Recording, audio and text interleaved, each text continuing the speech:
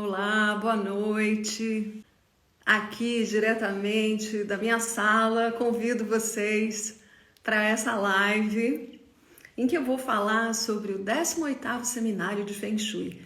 O Seminário de Feng Shui acontece há muito tempo. Esse ano ele vai acontecer em Colônia del Sacramento, que é uma cidade muito lindinha que eu não conheço e que fica no Uruguai, e vai abrigar essa 18ª edição. O Solano organizou mini lives ao longo do mês de maio com os professores que vão participar desse seminário. Então ele já conversou com Cláudio Meloni. Quem não assistiu pode ir lá no perfil do Carlos Solano e assistir essa live que ele fez no começo desse mês. E no começo dessa semana nós tentamos conversar juntos. Ainda consegui participar de um pedacinho no começo e depois não conseguimos mais fazer essa live juntos. Então, nós decidimos dar continuidade aonde eu parei. Então, hoje eu vou contar para vocês qual a minha definição sobre Feng Shui. Vamos falar sobre a minha participação no seminário. E na hora que a live cortou, eu ia falar sobre flores e cores. Quem me conhece, quem me acompanha sabe que eu amo as flores, que eu amo as plantas, eu amo estar perto da natureza. Que a natureza é aquilo que nos inspira, de fato. Então, eu vou começar falando sobre uma pergunta que o Solano me fez e que ele está fazendo para todos os professores que participam do seminário, que é: qual é a definição de Feng Shui? Essa é uma pergunta daquelas difíceis de sintetizar em uma única frase, mas eu vou dizer como eu percebo essa arte, né? Na verdade, o Feng Shui é uma arte porque não existe uma única fórmula, um único jeito de se trabalhar com todo esse conhecimento que chegou até os nossos tempos. Então, essa é uma arte que nos ensina a trazer harmonia, bem-estar para os nossos espaços, emprestando da natureza a sabedoria. Então, todo o conhecimento que serve de base para o Feng Shui vem justamente da observação da natureza. Quando nós estudamos o Feng Shui, naturalmente nós vamos nos aproximando mais da natureza. E a gente, na verdade, só cuida daquilo que a gente conhece, né? Então, aprender Feng Shui, estudar Feng Shui é uma forma da gente também se aproximar da natureza. Falando um pouco aqui do seminário, eu já participei de muitos seminários ao longo da minha carreira. Esse seminário, particularmente, organizado pelo Carlos Solano, é um seminário que consegue ser interessante para quem conhece Feng Shui, porque ele sempre traz coisas novas, e também para quem não sabe nada sobre Feng Shui, porque sempre tem algum embasamento teórico que ele proporciona ao longo de toda a programação, e também existem outros conhecimentos que são adjacentes ao Feng Shui que acabam criando portais de conhecimento. Eu falo que sempre que eu vou a um seminário, e eu lembrei do seminário em que eu participei aqui em Portugal, organizado também pelo Carlos Solano. Nesse seminário em particular, nós celebramos 15 anos do seminário e foi feito exatamente, aqui eu ainda não morava em Portugal, mas foi uma experiência incrível, porque nós fomos percorrendo lugares diferentes com esse óculos do Feng Shui. Então nós percorremos vários lugares, turísticos ou não, e fomos fazendo análise desses espaços a partir dessa lente do Feng Shui. Então torna-se interessante tanto para quem quer se aprimorar no conhecimento técnico de Feng Shui, como se conhecer melhor, conhecer o impacto da energia dos espaços na nossa vida. Então, isso que eu acho que é encantador, e quando você começa a aprender Feng Shui, você não quer mais parar, pelo menos foi o que aconteceu comigo. Nesse novo seminário, ele vai acontecer numa cidade que tem uma arquitetura muito interessante, que tem várias possibilidades de aprendizado e de aprofundamento desse conhecimento. E como eu estou falando muito da natureza, o Solano me perguntou sobre plantas e sobre flores, que eu gosto muito, quem me acompanha já me ouviu falar muito sobre isso.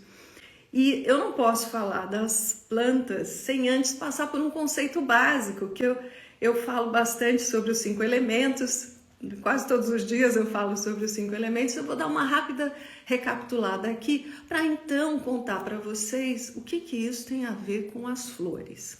Quando a gente fala desse conceito dos 5 elementos, a gente está falando de elementos primordiais que nós encontramos na natureza. Então, quando a gente fala no Feng Shui da madeira, nós estamos nos referindo à energia da primavera, à energia dos inícios, do começo, de tudo aquilo que está brotando, que é exatamente a estação que nós estamos vivenciando aqui em Portugal agora.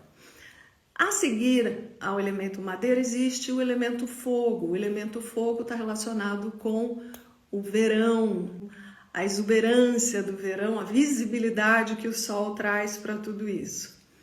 Depois nós temos a terra, que é um elemento mais estável, de mais tranquilidade, que está relacionado com as meias estações, as passagens das estações. Depois nós temos o elemento metal, que está relacionado com o outono. Esse é um elemento que ou seja, é um momento em que a natureza já está mais fria, ao contrário do que nós temos na primavera. E nós temos o inverno. No inverno, que é a parte mais fria, né, do ano, está relacionada com o elemento água. Esses 5 elementos têm uma relação entre eles. Eu não vou entrar nos detalhes da relação dos elementos, mas o que eu quero dizer com os 5 elementos é que eles têm formas, têm cores, né? E quando a gente fala de trazer para dentro de casa elementos da natureza, nós podemos olhar para esses 5 elementos e escolher quais são aqueles que nós vamos trazer para perto de nós, para que nós consigamos trazer essa vibração da primavera, do verão, do outono ou do inverno para perto de nós. Então, é dessa forma mais simples que a gente consegue identificar essa conexão entre a natureza e aqueles objetos, plantas, pedras que nós trazemos para dentro da nossa casa, para trazer junto com esses elementos essa energia, que é, em geral, a energia que a gente precisa, né? Hoje, por exemplo, eu estou com uma roupa aqui que mistura um pouco dos verdes, né, da primavera, com um pouco de terra, um pouco de fogo, ou seja, eu tenho aqui uma mistura dessas cores. Se eu tivesse com uma blusa cinza, a informação que vocês estariam recebendo aí seria completamente diferente. Então, essa mistura, essa profusão de cores aqui remete um pouco mais à primavera. Então, essa escolha da roupa, a escolha dos objetos, tudo que a gente tem à nossa volta vibra energia. Então, sempre que a gente faz uma escolha de alguma cor ou de algum objeto, nós estamos de alguma maneira trazendo para perto do nosso campo energético essa energia desse objeto ou dessa flor. Ou seja, quanto mais a gente conhece sobre o potencial que esses objetos e essas plantas têm de interferir na nossa energia, melhores escolhas nós vamos fazer. Então, entrando um pouco mais nas flores e cores, a partir desse conhecimento primordial dos 5 elementos, existe uma ferramenta que nós falamos na live, o Solano falou bastante dessa ferramenta, que é o famoso baguá, né? Esse baguá que tem várias áreas que nós associamos a momentos da vida. Então, eu resolvi trazer para essa live, escolhi aqui 5 áreas da vida em que eu vou dizer para vocês que plantas ou que cores você pode trazer para a sua casa, para trazer um pouquinho dessa energia, deste momento relacionado a uma área da vida ou uma qualidade energética que está relacionada a uma estação do ano. Tudo tem energia, né? E no Feng Shui nós chamamos a energia de Qi. Então nós vamos falar do Qi das flores. Esse Qi das flores, nós podemos identificar qualidades diferentes de plantas a partir da forma, da cor ou do significado. No Feng Shui simbólico, que é aquele em que eu tenho me especializado mais, que é o Feng Shui criado pelo professor Lin Yun, que é o Feng Shui simbólico, escola americana ou do chapéu negro, o simbolismo associado a um objeto tem tanto mais significado que simplesmente a forma ou a cor. Então você pode escolher a flor a partir, ou essa plantinha a partir da forma, da cor ou do significado. Então vamos a uma área que todo mundo tem interesse, que é a área da prosperidade. A área da prosperidade na sua casa, entrando, fica no canto esquerdo superior. Ali você pode colocar um bambu, a famosa zamioculca, uma estrelícia. Se você tiver espaço, uma planta, uma romanceira. Nesse caso, a romanceira tem a ver com...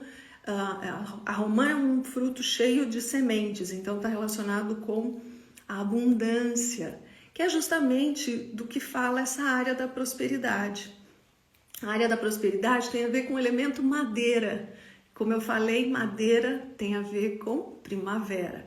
Por isso, as plantas que eu falei aqui, bambu, zamioculca, estrelícia, são todas plantas verticais que têm um crescimento ascendente.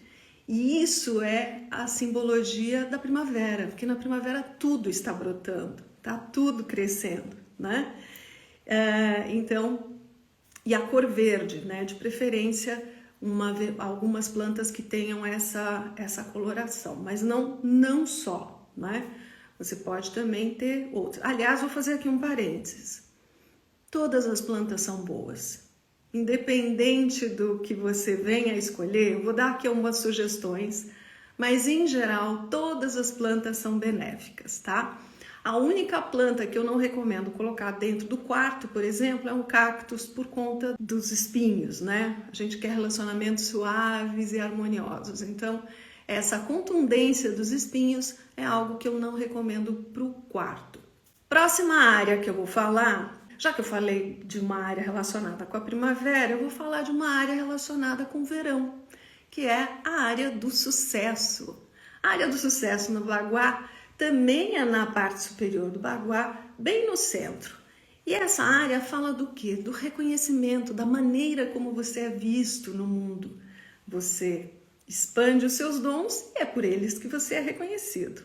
Então, se você quer intencionar, colocar mais luz nessa área da vida, você pode trazer plantas da cor vermelha e em formato contundente, mais triangular.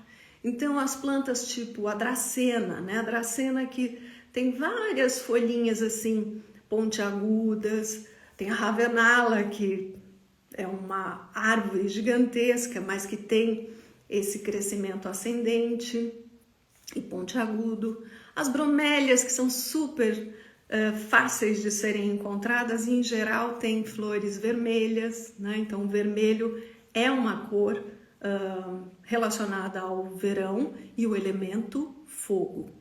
E o antúrio vermelho também é uma florzinha que você pode colocar nessa área. Outra área que eu vou falar é a área do relacionamento. Então, quem não quer harmonizar essa área? Fala da sua relação com o outro. E uma relação verdadeira é aquela em que existe flexibilidade, empatia, cumplicidade. Então, para intencionar essa área, você pode usar, adivinha, que planta?